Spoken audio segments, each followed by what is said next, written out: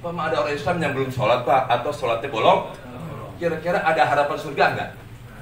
Baik, jawab, ada harapan surga nggak? Ada. Jadi jangan dikasih takut-takutin banget. Kasih kabar gembira. Udah bang, ente sekarang kagak sholat. Orang kayak lu biasanya pas mau mati ntar sholat gitu. Lu sekarang masih mabok. Siapa tahu pas mau mati lu dapet hidayah. Lu taubat. Mati surga. Lah gua tiap hari sholat tahajud 100 rakaat. Gua sombong. Allah sangat marah sama orang yang sombong. Jadi orang ahli ibadah nggak boleh sombong kalau pengen masuk surga.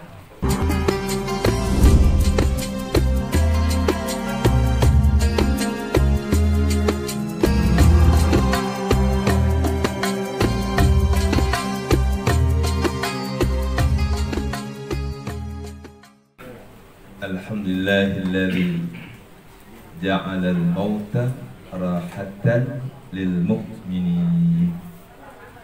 Wassalatu wassalamu ala nabiyyina Muhammadin wa ala alihi wa sahbihi ajma'in. Amma ba'd.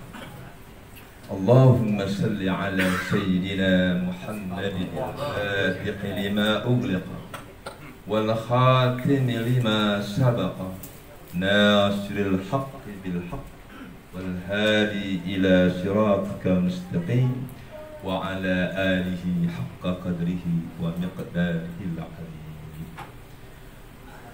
Wa qala Allah subhanahu wa ta'ala fi kitabihil karim, a'udzu billahi minasy syaithanir rajim, bismillahirrahmanirrahim. Kullu nafsin dha'iqatul maut. Wa qala Rasulullah sallallahu alaihi wasallam, ajaban li amril mu'min, inna kulla syai'in lahu khair, idza asabathu sarra syakar fakana khairan, wa idza asabathu dharra sabar fakana khairan, atau kama qala Rasulullah sallallahu alaihi wasallam. Jamaah takziah dan haul yang Allah Subhanahu wa taala, terutama ya keluarga besar almarhum Bapak Taum bin Haji siapa? Kari. Semoga Allah berikan kesabaran, ketabahan dalam menghadapi qada dan qadar Allah Subhanahu wa taala. Demikian pula keluarga besar ya Bapak Haji Muhammad yang pada hari ini mengadakan haul orang tuanya yang ke-31, yaitu almarhum Bapak Haji Warid bin Bapak Haji Arif. Para asatidah, ya Allah mati atau kendali lupa saya bawa ya. Bapak Ustadz Rama ya, Bapak Ustadz Samlani, Bapak Ustadz Dedi yang mana? Oh, Bapak Ustadz Suhanda. Ah iya, Ustadz Mahfud mana? Ustadz, ta'al. Ayah, qarrib ilayya. Walah tuba'id anni. Bapak Erwin Apan, Bapak Ruslan yang mana? Wah, Pak Erwin masih muda ya. Masih pantas. Dua maksudnya bininya pantas. Ustadz Abdul Rauf yang mana? Ustadz. Iya. Nah, jemaah sekalian semuanya yang saya tidak sebutkan satu-satu karena kalau jemaah sebutin habis betul-betul nama-namanya ya. Langsung saja jemaah sekalian. Nama saya Ammar Hasan ya.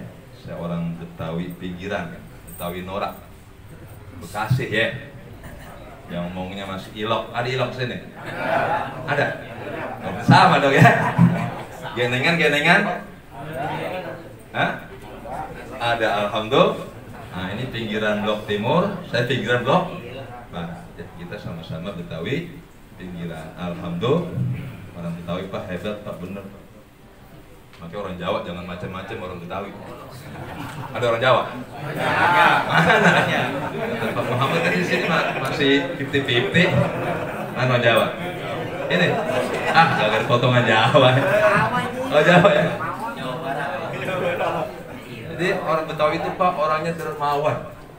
Dulu tanah engkong saya Pak hektaran dikasihkan ke orang Jawa. Ya, sama kan? Orang sini sama. Mana dikasih-kasih kan? Ditukar motor 10 meter ya. Itu hebatnya orang Betawi. Coba kalau orang Betawi pelit-pelit. Pokoknya orang Jawa nggak boleh beli kebun, ngontrak semua. Lo kasihan Pak ya? Alhamdulillah orang Betawi baik Pak. Nah, bahkan jangan macam-macam sama orang Betawi. Seorang Betawi Pak sekarang Pak udah nggak mau lagi jual beli tanah. Udah nggak mau lagi jual beli. Norak, kayak gini masih beli jual itu susah ya. Apalagi beli kan?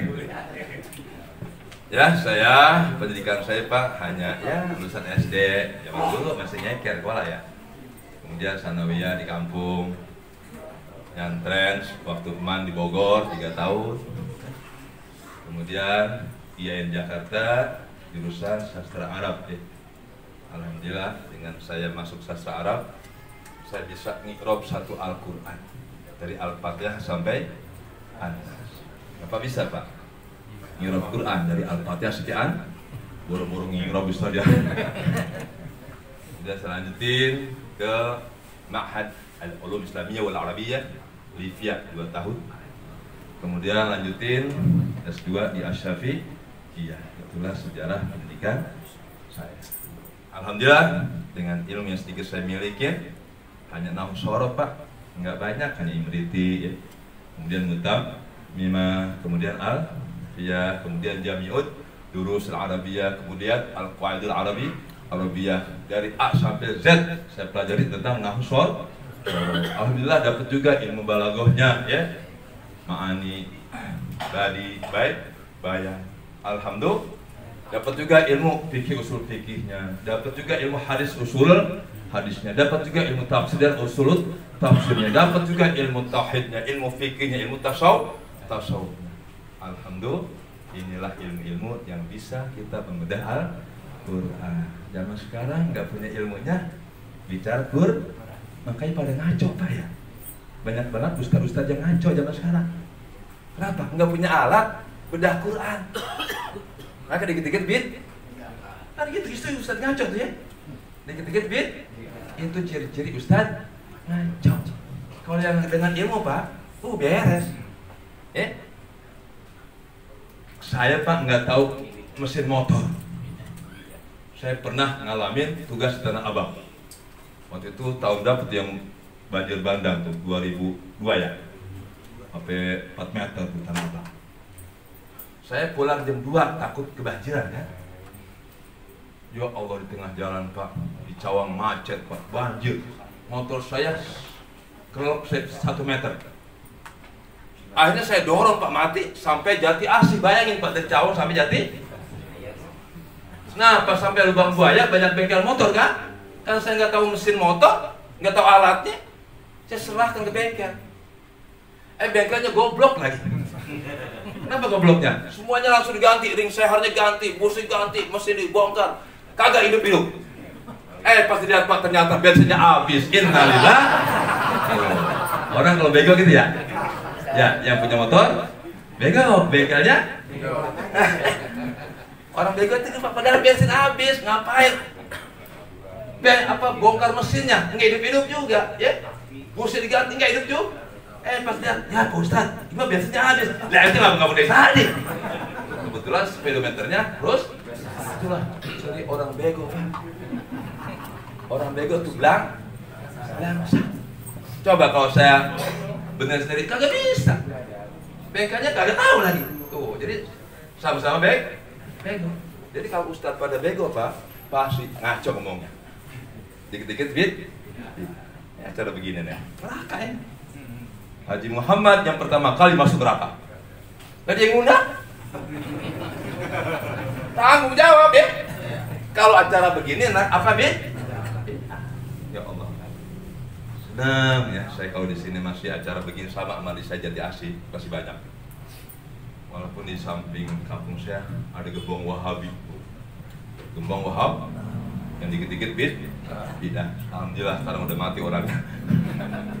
Masyarakat pada tahil lagi, pada yasinan lagi, pada haul lagi, maulidan, mi'rajan. Alhamdulillah. Nah Pak, betapa untungnya kita kumpul malam hari ini. Bapak tadi baca istighfar nggak? Baca tuh Ustaz Rama. Itu Rama adik saya Pak. Rama Amar. Ya. Dibalik aja. Itu kalau ilmu sorof, Amar, Ram. Hurufnya sama kan? Nah pada hari ini Bapak Haji Taub dan Bapak Haji Wari sangat untung. Dan lebih untung lagi kita yang hadir. Kira-kira Pak, pahalanya nih banyakan yang doain, apa yang didoain? Ayo jawab. Pahalanya banyakan yang didoain, apa yang ngedoain? Yang ngedoain. Jadi rugi kalau orang gak ikut satu kali istighfar aja. Apa istighfarnya? Astagfirullahaladzim li walidayya walahu walaha walahum ya walil mu'minina wal mu'minat wal muslimina al ahya'i minhum. Jangankan Pak 30 kali, satu kali aja Bapak istighfar seperti itu, Bapak mendapatkan pahala sebanyak kaum muslimin dari zaman Nabi Adam sampai hari kiamat. Kan tadi apa? Astagfirullahaladzim, ya Allah ampuni dosaku, kedua orang tuaku yang kita doain, kemudian semua orang beriman, laki-laki maupun perempuan yang masih hidup maupun yang sudah mati. Ya Allah Pak, miliaran manusia kita doain agar dapat ampunan Allah. Nah kita ngedoainnya dapat pahala sebanyak orang Islam dari zaman Nabi Adam sampai hari itu hanya satu kali istighfar. Masih mau bilang bid'ah Bapak?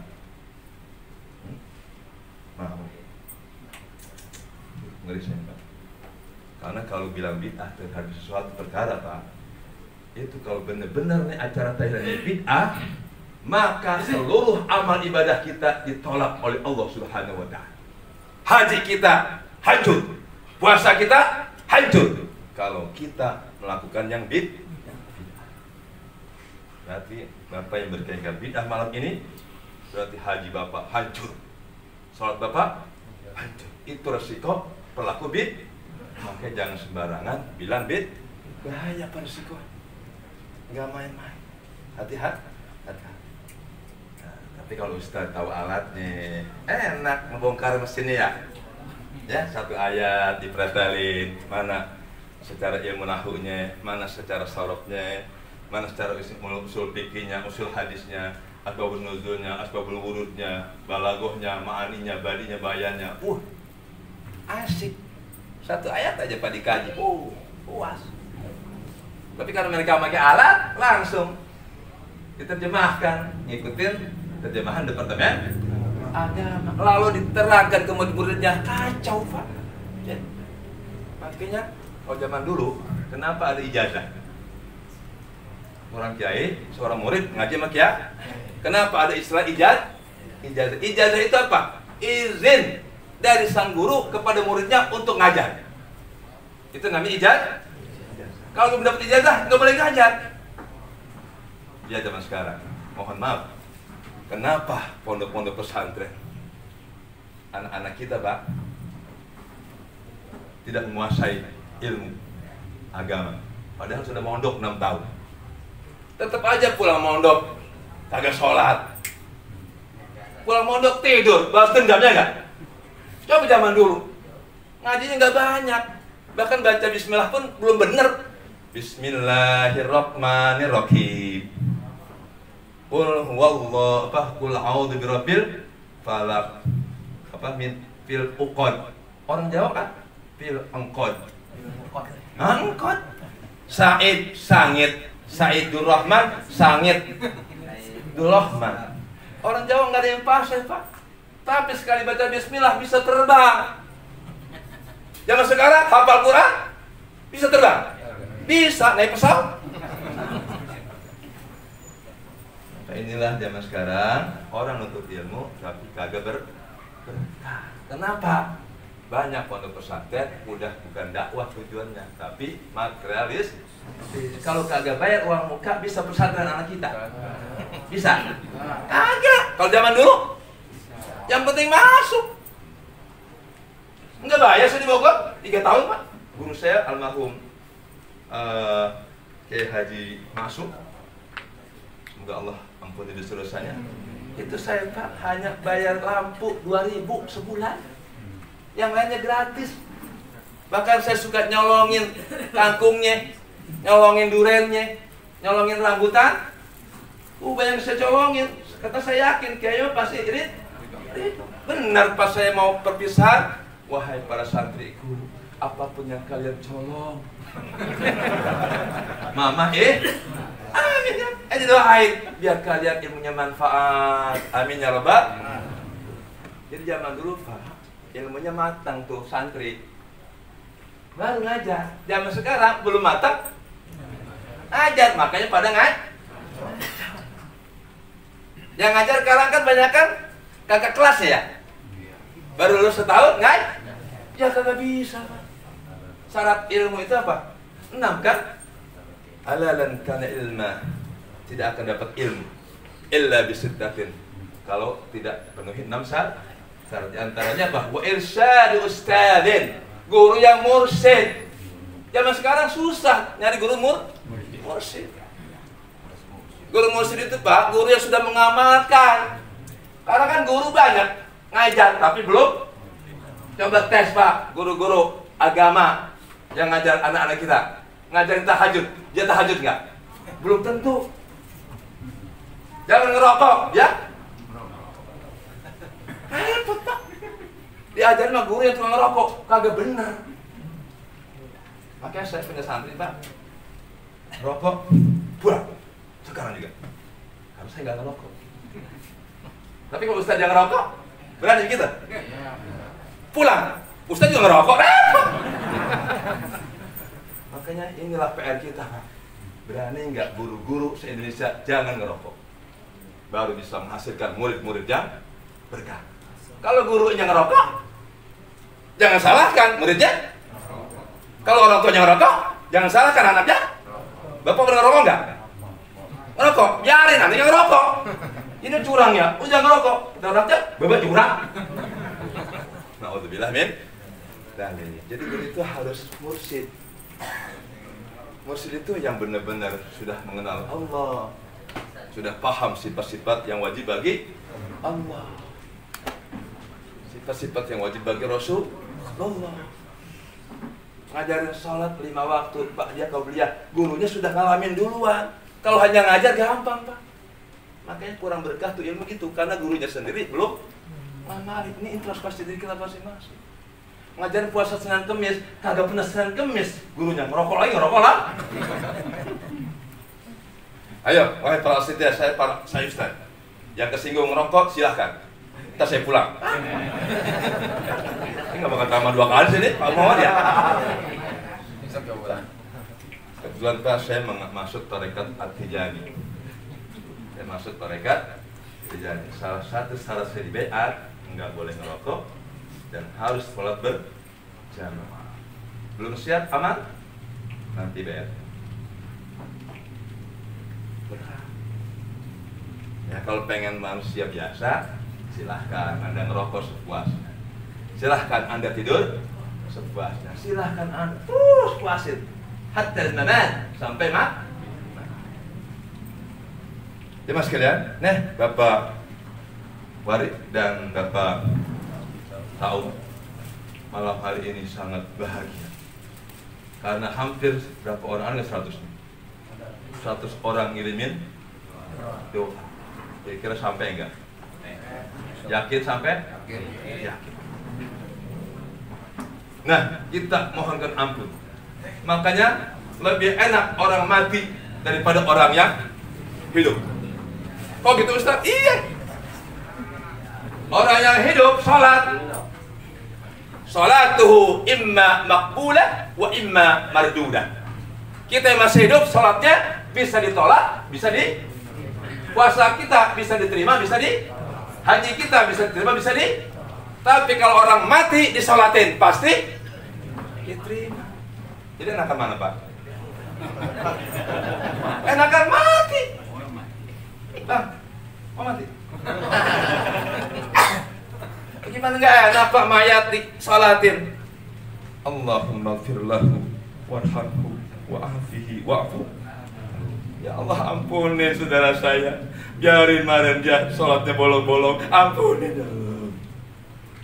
Jadi orang Islam jangan sakit banget apa? Umpama ada orang Islam yang belum sholat Pak, atau sholatnya bolong, kira-kira ada harapan surga enggak? Baik jawab, ada harapan surga enggak? Ada. Jadi jangan dikasih takut-takutin banget. Kasih kabar gembira. Udah bang, ente sekarang kagak sholat. Orang kayak lu biasanya pas mau mati udah sholat gitu. Lu sekarang masih mabok. Siapa tahu pas mau mati lu dapet hidayah. Lu taubat, mati surga. Lah gua tiap hari sholat tahajud 100 rakaat. Gua sombong. Allah sangat marah sama orang yang sombong. Jadi orang ahli ibadah nggak boleh sombong kalau pengen masuk surga. Jadi jangan kata-katain mulu orang yang malas ibadah. Ini orang preman masuk masjid, tumben lu ke masjid. Ya, dibilang tumben. Kagak ke masjid lagi. Alhamdulillah, bang.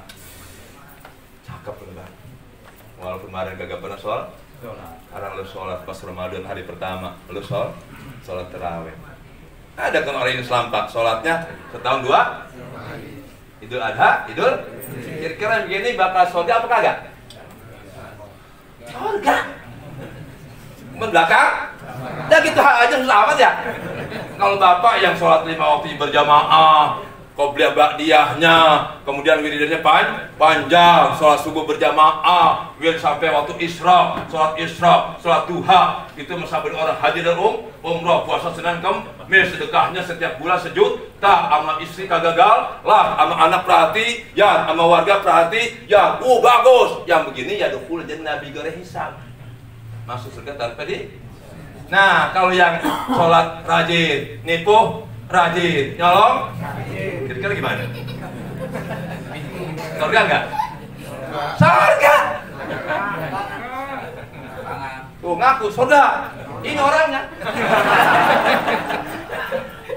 Ada yang ketiga Pak, wah Allah sholat kagak. Modalnya hanya la ilaha illallah. Pas tahil datang, la ilaha illallah, sholat kan? Kira-kira begini ada harapan surga enggak? Ada enggak? Ada. Susah amat sih. Dan saya kasih tahu Pak, nih. Saya tahu biar orang Islam pada tertarik dengan agamanya. Kalau ditakut-takutin Pak, malah jauh. Orang Islam itu Pak nggak ada yang masuk neraka. Tuh, titik.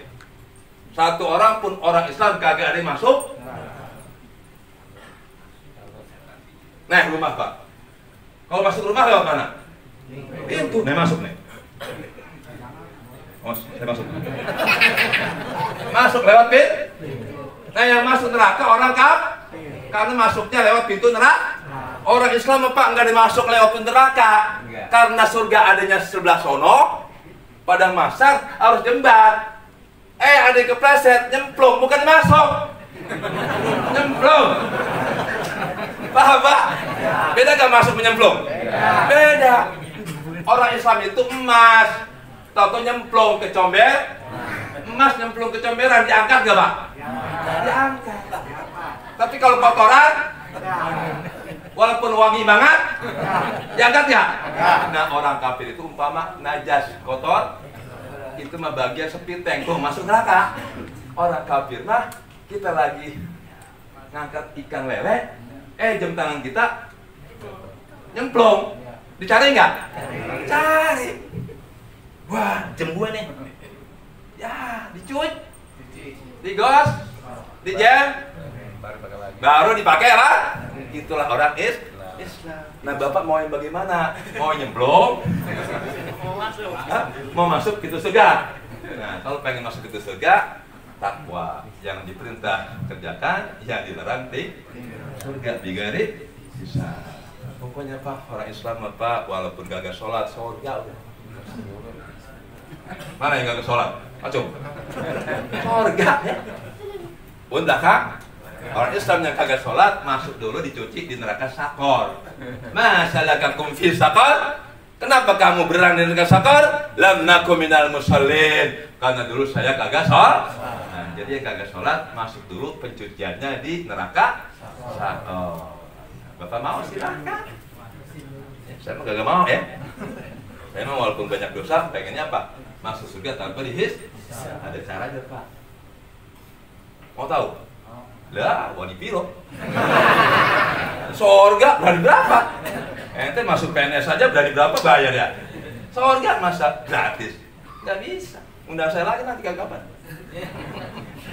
Nah Pak, saya ada pesan dari Pak Muhammad, Pak Amar, tolong bicara tentang awal perjalanan ya, kita itu ya. Kita ini Pak sebenarnya adalah makhluk ruhani, bukan makhluk jasmani. Dulu Allah ciptakan arwah, belum ada langit, belum ada bumi, belum ada jasman, belum ada jasad. Allah ciptakan ruh, yang pertama adalah ruhnya Nabi kita Muhammad Sallallahu Alaihi, dan ruh-ruh yang lainnya termasuk arwah para malaikat, arwah iblis, jin, manusia, makhluk hidup semuanya itu diciptakan dari nurnya Nabi kita Muhammad Sallallahu Alaihi. Kenapa? Semuanya kan berasal dari nur Nabi Muhammad. Kenapa kok ada yang mukmin, ada yang kafir? Sama-sama berasal dari nur Nabi. Orang beriman, keimanan, kebaikan itu diciptakan dari nurani Nabi kita Muhammad Sallallahu Alaihi, nur yang terang, nuraniyun. Sedangkan iblis, kejahatan itu diciptakan dari nurun zulmaniyun, nur yang gelap. Cahaya dua Pak, nur yang terang, dan cahaya yang gelap. Nah, nur zulmani itu adalah bayangan dari nurani.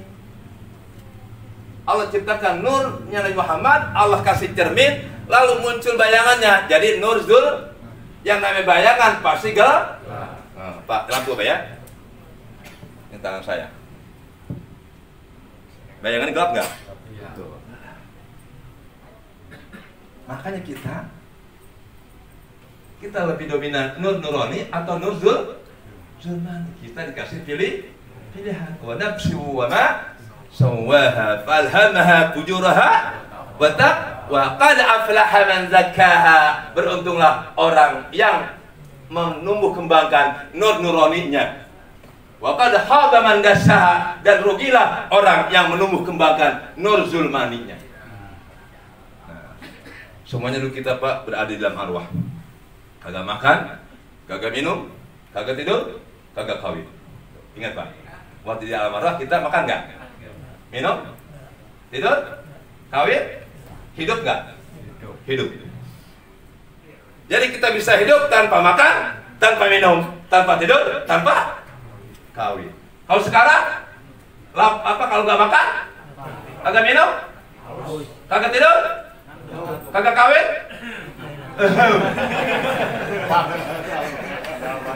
Pak, yang bikin kita jatuh kepada dosa Pak, karena kita butuh makan, minum, tidur, kawin. Kalau Bapak enggak makan, enggak minum, enggak tidur, enggak kawin, kagak bakal dosa. Adik kakak enggak bakal berebut warisan kalau masing-masing kagak makan, kagak minum, kagak tidur, kagak kawin. Kenapa adiknya minta warisan? Bang, gua mau kawin besok Bang. Mana kebun baba Bang, gua jual. Oh ya, pengen kau? Coba kalau adiknya nggak mau kawin, makan enggak, tidur enggak, gue mau tahajud aja. Ya Allah, minum makan enggak, puasa aja. Yang begini Mbak nggak bakal punya dosa. Nah, selagi Bapak doyan makan, doyan minum, doyan tidur, doyan pasti dosa. Bapak kalau pengen kagak dosa, jangan makan, jangan minum, jangan tidur, jangan kau siap. Nah Pak, dari alam arwah, roh yang begitu luas Pak, jangkauannya tidak terbatas, dipaksa oleh Allah masuk ke dalam rahim seorang ibu, ke sebuah janin yang berada di rahim ibu yang sangat kecil dan roh yang asalnya mengenal Allah, pas dipindahkan ke alam rahim, lupa Pak, lupa lagi. Kenapa? Saking sempitnya. Makanya kenapa bayi ketika keluar sunnah diajar kuping kanannya, sunnah dikomat kuping kiri, untuk mengingatkan di alam arwah la ilaha illallah. Arwah kita semuanya dulu mengucapkan la ilaha illallah. Pas masuk ke alam rahim yang sangat sempit, yang sangat kotor, penuh dengan darah, kotoran, lupa roh kita Pak dengan Tuhan. Makanya wajib diingatkan, Allahu Akbar, Allahu Akbar. Ingat roh kita Pak. Dikomatin, Allahu Akbar, Allahu Akbar. Ingat lagi Tuhan Allah. Makanya kenapa Ahli Sunnah wal Jamaah ketika nguburin diajar dikomat. Orang Wahabi kan, Ustaz, bidah itu kan ajar buat orang sholat. Paul, emang ajar untuk orang sholat aja? Kagak, kalau angin sedang kencangnya Pak, sunnah ada. Saya waktu kecil sering sama orang tua, ketika hujan deras, angin kencang pun rambutan pada goyang. Amar, ajar. Saya ajar Pak waktu umur SD. Allahu Akbar, Allahu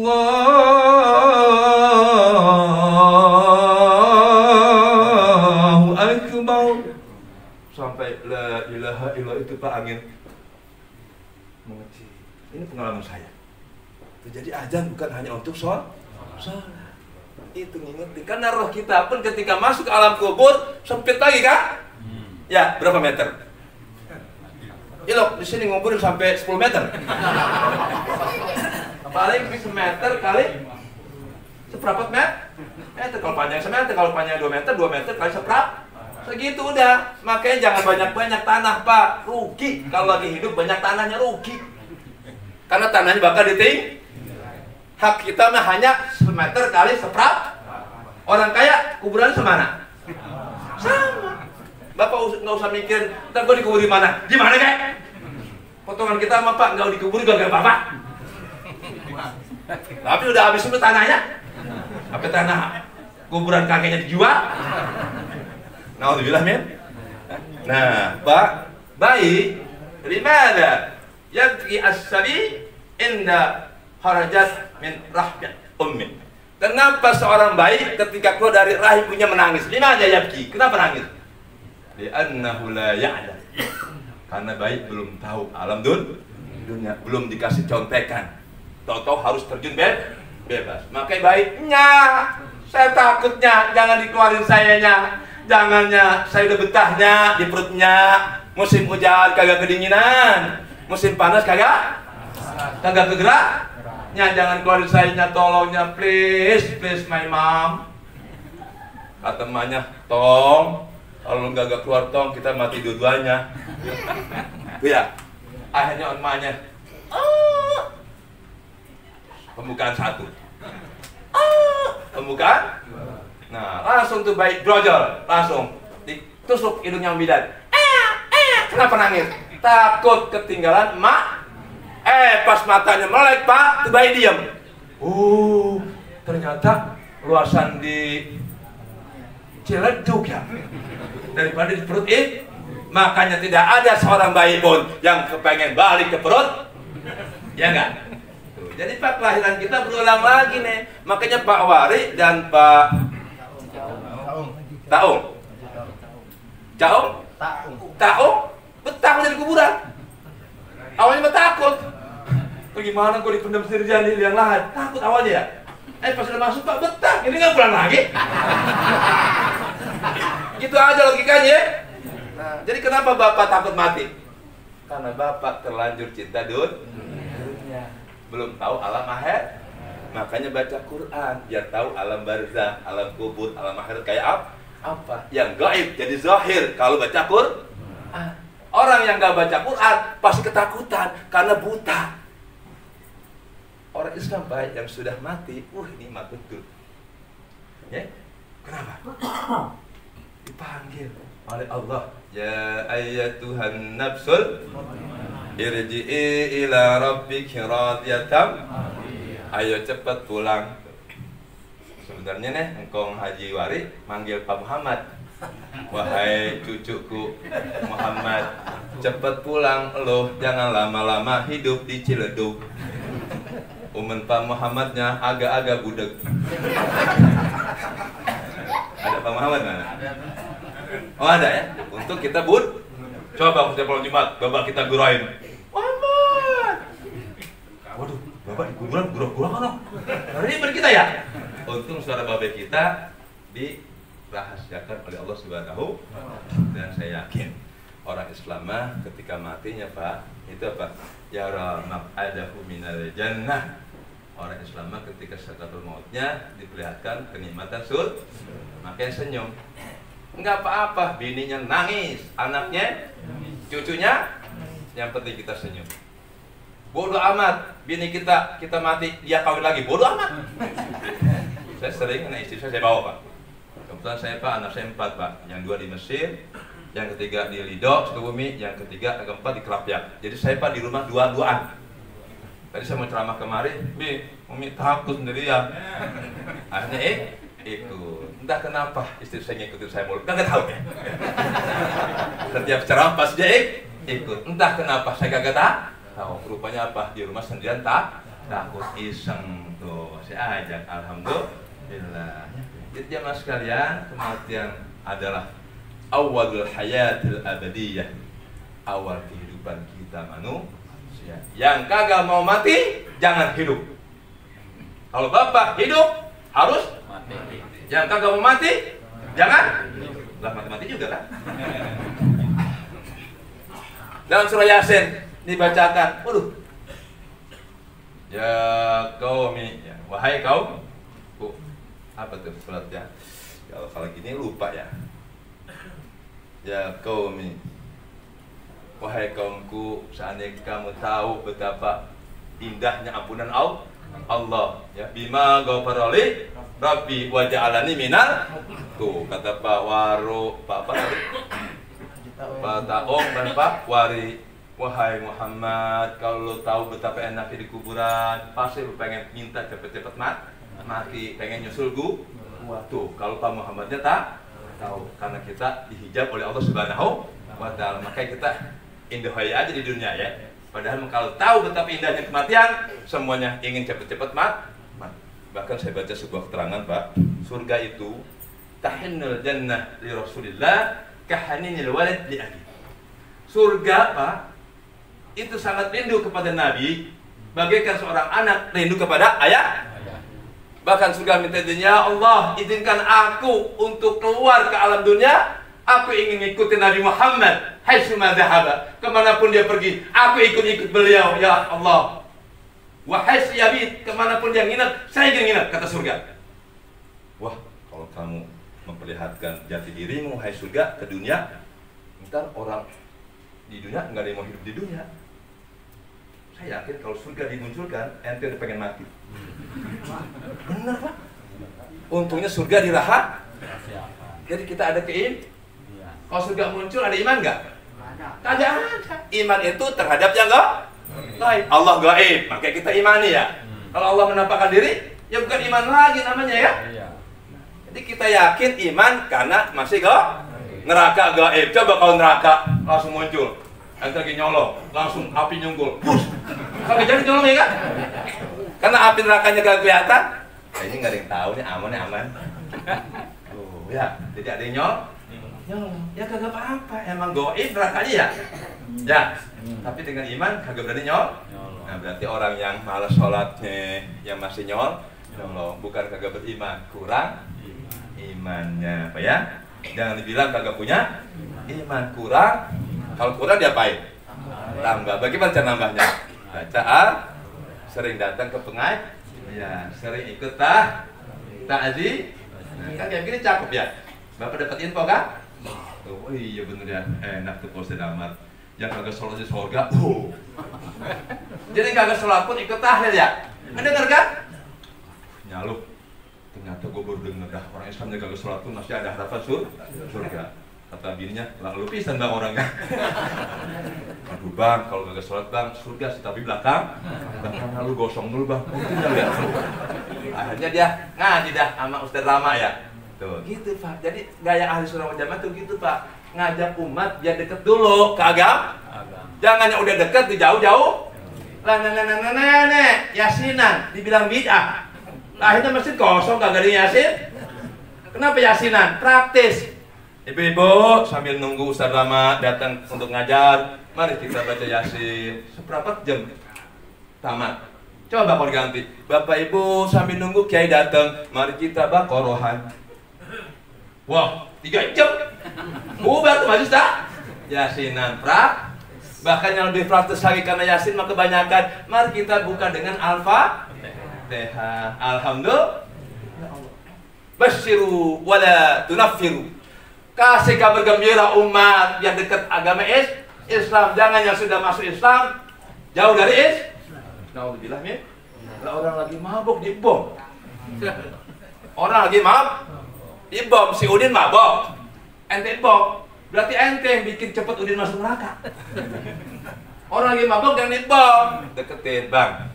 Lo nggak mesti Bang, si mabok aja. Aduh Ustaz, aneh kalau nggak mabok nggak bisa tidur. Kalau kagak mabok, kalau bisa tidur. Nah kalau mabok tidur nggak? Orang mabok tidur. Nah, sama aja saya ditanya Ustaz ngopi. Enggak ngopi karena kalau ngopi kagak tidur aneh. Enggak. Nah, udah kasih kabar gembira aja, Bang. Lo sekarang mabok. Siapa tahu entar dulu besok dikasih hidayah mau Allah. Lu langsung tobat, lu santren 10 tahun ke Mesir jadi kiai. Tobat. Orang mabok, taubat, nyantren ke Mesir 10 jadi kiai. Guru yang ngajar di kampung kagak jadi kiai. Nah, enggak belajar lagi kan? Nah, ada Pak, guru SD Pak, yang jadi menteri kan diajar sama guru SD ya. Guru SD sampai Mesir masih guru SD. Muridnya ada jadi presiden.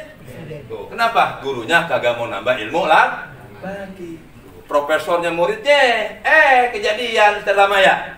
Kepala sekolah kan harus sarjana ya. Dia kuliah lagi di IAIN. Yang ngajar muridnya yang profesor.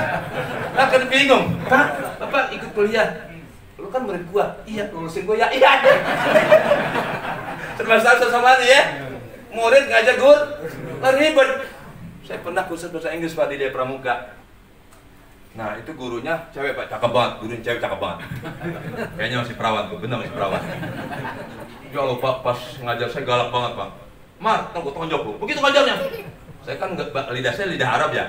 Belajar bahasa Inggris. Kaku ngomong bahasa Inggrisnya. Udah salah mulu. Waduh mau ujian. Langsung saya deketin tuh guru. Bu, kayaknya saya kenal ibu dah. Lu macam-macam aja, modus gitu kan? Bener Bu, saya serius, saya kenal ibu. Ibu rumahnya di Halim kan? Bu Ira kan? Iya. Dulu ibu ngaji Iqra sama saya Bu. Oh Pak Ustaz ngajar saya. Iya, jangan macam-macam loh. Saya langsung dilulusin Pak, alhamdulillah. Guru Iqra. Pas bahasa Inggris yang ngajar di? Iya. Nggak usah malu, biar murid ngajar guru gantian. Kalau pengen nambah ilmu. Tuh, kita nanti di alam kubur Pak, orang Islam nanti diperlihatkan oleh Allah kenikmatan surga sebelah kanan. Bidadari udah. Kalau mah transparan banget tuh bidadari ya. Pak, bukan hanya kulitnya kelihatan, sumsumnya kelihatan. Ya Allah, 7 bidadari Pak udah ngawai-ngawai kita di alam kubur, tapi kagak bisa ngedeketin kayak kita lihat TV. Senyum. Orang kafir melihat neraka Pak. Nah kalau orang yang STMJ sholat terus maksiat jalan, kadang-kadang lihat surga, kadang-kadang lihat capek gak? Makanya jangan STMJ gitu aja. Nah di alam kubur tuh begitu Pak, sampai nunggu kiamat kubro. Pas kiamat kubro kita di padang maka alam pertama alam arwah, alam kedua alam rahim, alam ketiga alam dunia, alam keempat alam barzah. Pembatas antara dunia dengan akhir. Kiamat kubra terjadi, masuk ke alam mahsyar. Disitulah semua makhluk kumpul Pak. Dan zaman Nabi Adam sampai hari kiamat telanjang semuanya, kecuali yang Allah kasih pakaian.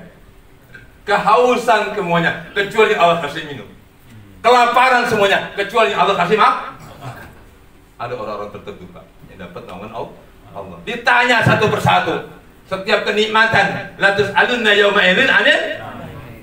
Ya Allah Pak, ada ya, saya baca dalam kitab Tamyiul Qulub, ada seorang hamba Allah, orang Islam, pas menghadap Allah ditimbang amal baik buruknya, ya Allah ternyata amal baiknya kurang, anggaplah 5 poin. Kalau kamu ingin masuk surga, nyari bantuan supaya yang 5 poin ini terpenuhi. Dia keliling, Pak, di pada masa. Assalamualaikum Bang, minta pahala dong 5 poin lagi Bang, biar saya masuk surga sekarang. Lu kurang 5%. Oh, makanya kurang 70%. Akhirnya Pak Abang ini kagak ngasih saya pindah lagi. Be, tolongin aja Be, 5% lagi Be, kurang Be. Pak Ustadz kurang 5% ke surganya. Iya, saya kayaknya Pak Ustadz punya 5% doangan. Udah dah, buat Pak Ustadz kesian. Dikasihin Pak 5%-nya kebaikannya, yang 90% kejahatan. Dia Pak punya sifat sayang sama Ustadz. Dah buat Ustadz aja, biar Ustadz masuk duluan. Wow, saya lapor, ya Allah, saya sudah dapat bantuan 5%, ditimbang lagi. Benar, kata Allah, dapat dari mana kamu? Dapat dari Bang apa Bang namanya? Bang? Bu Hadi. Dari Pak Bu Hadi, ya Allah. Ini siapa Bu Hadi? Panggil. Kamu orang yang punya kebaikan 5% kan? Kenapa dikasihkan Ustadz tadi? Kasihan, ya Allah, Ustadz kurangan kurli, capek banget nggak dengar. Ngasih saya emang 5%, kayaknya saya mau patas neraka dah. Saya kasihkan aja tuh biar Ustaz senang. Kamu sayang sama Ustaz? Iya. Ya Allah, tidak boleh ada yang menyayangi kasih sayangku. Wahai Pak Muhadi, masuk surga baru Pak Ustaz. Tuh. Tuh. Amannya hanya 5%. Tadi Ustaz kurang 5%. Dikasihkan. Ya Allah, Pak Muhadi, dosa maboknya diampuni, dosa nyolongnya diampuni, dosa berzinahnya diampuni. Gara-gara ngasih Ustadz 5%. Dasar kasih sayang. Orang Pak udah dasar kasih sayang Pak, udah kagak hitung. Ibu kepada anaknya nyakitin, disisa enggak? Pernah kejadian zaman Rasulullah, setelah Nabi perang badan, dari sahabat, istri-istrinya kan nungguin Pak ya. Wah kalau yang selamat, ya Allah bahagia banget, ciumin itu suaminya. Alhamdulillah Bang selamat. Ini ada seorang perempuan lagi gendong anak kecil Pak, punya gigi 2, atas 2, gigi bawah 2. Nah kan bocah pengen nyoba tuh ya. Putih ibu jadi gigit kan? Ngajut, wow! Kedengar sama Rasulullah. Wahai ibu, apa yang terjadi? Ya Rasul, ini anak masih bayi aja udah nyakitin air. Apa? Penting saya digigit. Apa beda? Darah. Itu kata Rasulullah, wahai ibu kan mampu cemplungin tuh anak ke tungku api. Ibu kan lagi masak, cemplungin dah. Udah aku balas dendam, anak nyakitin yang kecil gini belum gede. Enggak ya Rasul, kenapa? Aku sayang. Ya Allah, sayang anak nyakitin kagak disik. Langsung Nabi sabda, Lallahu arhamu bi abdihil mu'min min hadhil li waladiha. Sungguh Allah itu lebih sayang kepada hamba yang beriman daripada sayangnya seorang ibu kepada anaknya. Ibu aja Pak nggak mau nyiksa anaknya, apalagi Allah Subhanahu wa Ta'ala. Demikian, assalamualaikum warahmatullahi wabarakatuh. La